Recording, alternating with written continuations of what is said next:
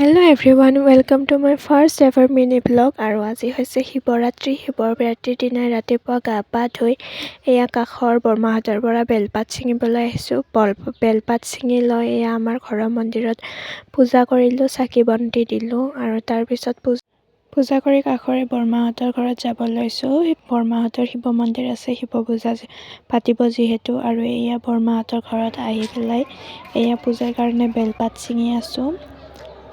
আৰু এইজনী হৈছে মোৰ ভাগিন, বৰমাহঁতৰ ডাঙৰ বাৰ ছোৱালী, আৰু তাইও একদম মোক বেলপাত ছিঙাত সহায় কৰি আছে। আৰু বেলপাত ছিঙি আমি আহিলোঁ মন্দিৰটো ডেক'ৰেশ্যন কৰিবলৈ। এয়া ফুলৰ মালা চালা বান্ধি আছোঁ আমি, তাৰপিছত মন্দিৰটো ডেক'ৰেট কৰিম। আৰু এইপিনে আমাৰ মন্দিৰ ডেক'ৰেশ্যন কৰা হৈ গ'ল, লাইট চাইট লগাই ফুল চুল মালাৰে। কেনেকুৱা হৈছে জনাব আপোনালোকে।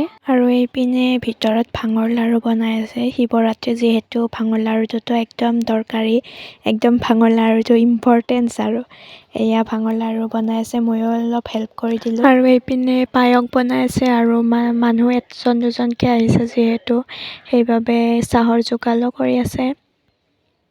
আৰু এইপিনে আমাৰ বাহিৰত বনাই আছে ঘোটা, শিৱৰাত্ৰিৰ একদম ইম্পৰ্টেণ্ট বস্তুটো হৈছে ঘোটা।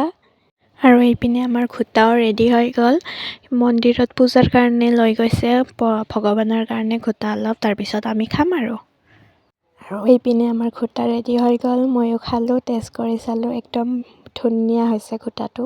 আৰু এইপিনে মন্দিৰত হৈ আছে পূজা,